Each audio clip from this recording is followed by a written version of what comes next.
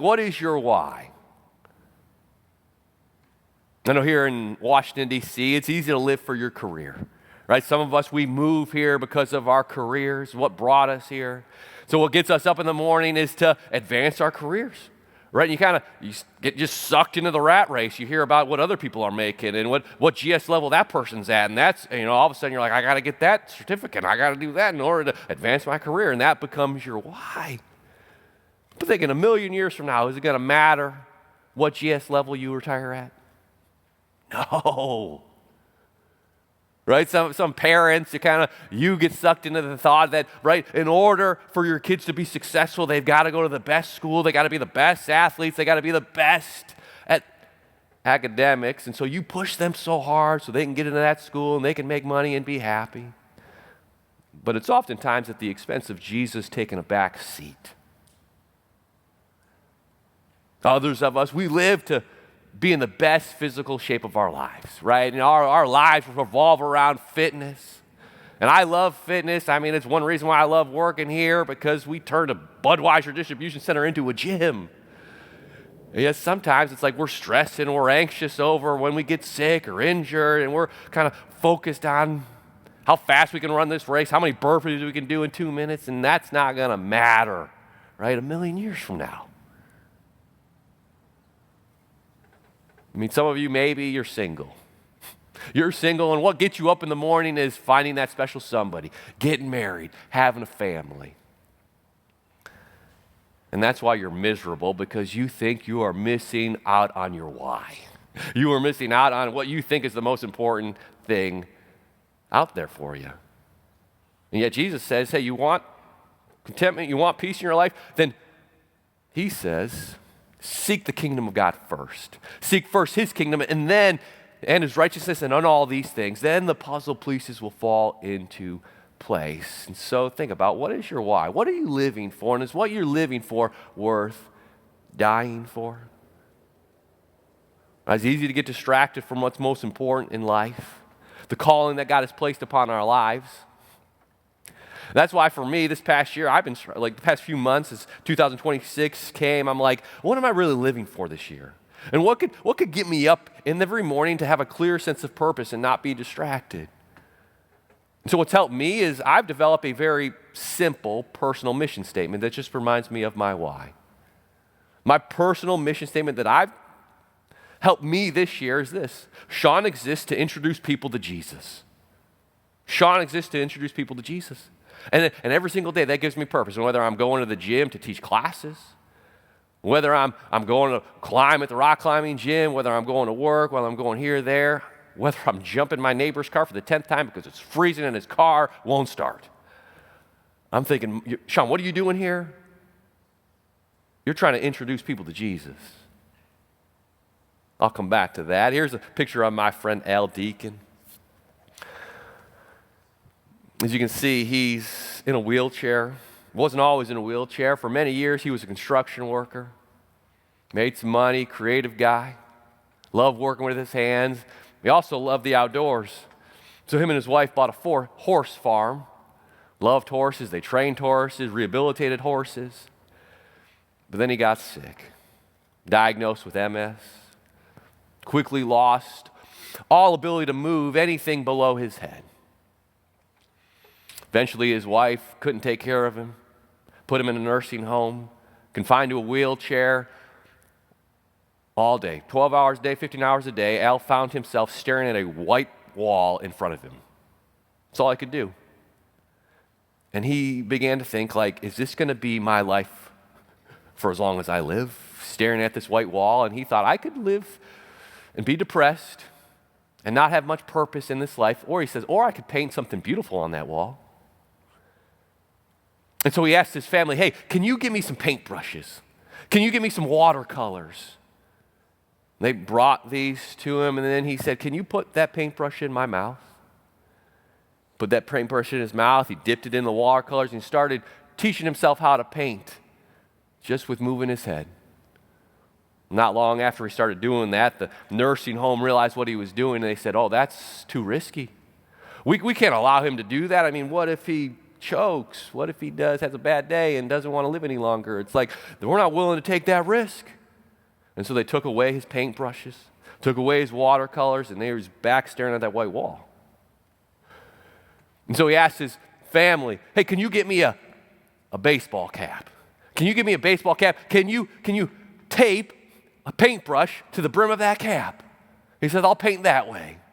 And so that's what they did. Taped a paintbrush to that cap, started dipping it in the paint, started painting pictures of God's beautiful creation.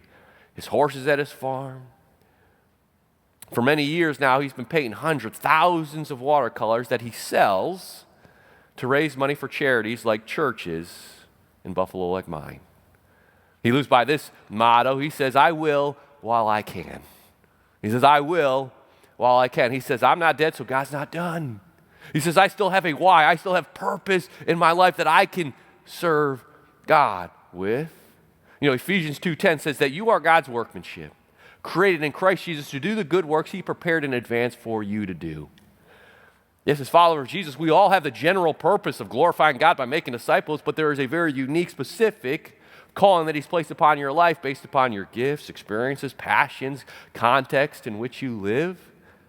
Now, I want to encourage you to kind of think about what could be your personal mission statement that will wake you up in the morning and say, this is what I do. No matter where I am, this is what I do. No matter if you're at work, right? You're not going to work to punch a time card. You're going to work to introduce somebody to Jesus, right? You're going to work to be light in somebody's darkness today. You do that wherever you go. Gives you some purpose. It helps you out. Like for me, it's been motivating. No matter what I'm doing, I know, okay, you're not doing this thing, Sean. What you're doing is you're trying to introduce people to Jesus. And it helps me do things that I don't normally want to do. Like this. Like who here, when 2026 came along, you were like, I would kind of like to get in shape. Anybody ever make a resolution like I want to make it back to the gym. I want to exercise. Maybe some of you had that resolution. How's it going? Right? Some of you are like, yeah, I haven't been in the gym in 10 years because who wants to go to the gym? Right? Who wants to put their body under stress and to get sweaty and to raise their blood pressure? It doesn't sound very fun, does it? Now, I'll admit, like, I don't struggle making it to the gym. I love the gym. I love working out. I'm crazy, weird like that, I know.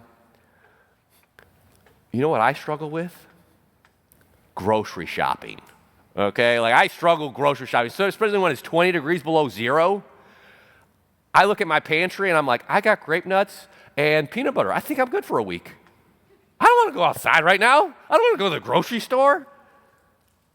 But I'm like, Sean, no, you need to go to the grocery store. Like you need to get some meat, you need to get some vegetables. And I do this wrestling match. Like, I don't think I want to go. And then I'm like, Sean, don't go to the grocery store to buy food. Go to the grocery store to introduce somebody to Jesus then. I'm like, oh yeah, okay, I can do that. All of a sudden now I'm like, I'm going to the grocery store. Who am I going to bump into? Who can I ask? You know, how's it going? And all of a sudden now I got this purpose to go to the grocery store. I find myself at the grocery store. I might as well buy some things when I'm here. Right? Might as well get some chicken. Might as well get some vegetables. And I come home, I got more food, and maybe I've helped introduce somebody to Jesus. I don't know, right? Go to the gym. Right? Go to the gym not to get sweaty, not to get a workout. Go to the gym to introduce somebody to Jesus, and all of a sudden you find yourself there talking to people at the front desk. All of a sudden there are people, working on the treadmill. You're like, that doesn't look so bad. All of a sudden you end up on the treadmill and you get a good workout, and you get to do your personal mission. It's great. So think about, what could your personal mission statement be?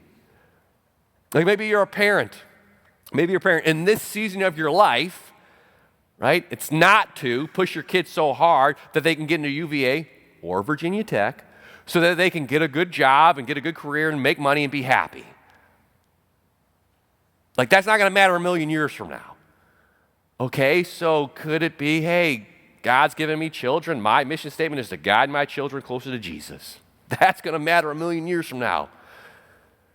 Right? Maybe you are focused on your career. And God's like, yeah, that's good. That's not a bad thing. Like, you can represent me there. And so you're like, hey, my mission is to be a representative of Jesus in my office through integrity and work ethic and to introduce people to Jesus. Like, that's your why. Your why is not to make a lot of money. Your why is not to, get to that next GS level. It's a much deeper why. Maybe you're an intellectual, right? Maybe you're an intellectual And your mission statement could be to articulate the foundations and the rational foundations of the Christian faith to skeptics so that they can find life in Jesus. I don't know, maybe you have a heart for the poor, for the vulnerable, right? In your personal mission statement could be to equip and empower the vulnerable through meaningful work. Like, what could your mission statement be? What's that heartbeat that can wake you up every morning and give you a sense of purpose and meaning? See, I'm not saying that in order to have something to live for that's worth dying for, that you got to sell all your possessions and become a missionary in some third world country. Maybe that's what God calls you to, but maybe not. Right? Maybe God's calling you to be his ambassador where you live, work, and play. But you need this sense of mission that's going to remind you every single day of what's most important, your why. And so just think, what are your priorities in your life right now? And are those the main things, or are you leveraging those for the main thing? Right? Leveraging your career, leveraging your finances so that you can be generous, leveraging your time with your kids and with your neighbors. That's what's going to matter a million years from now.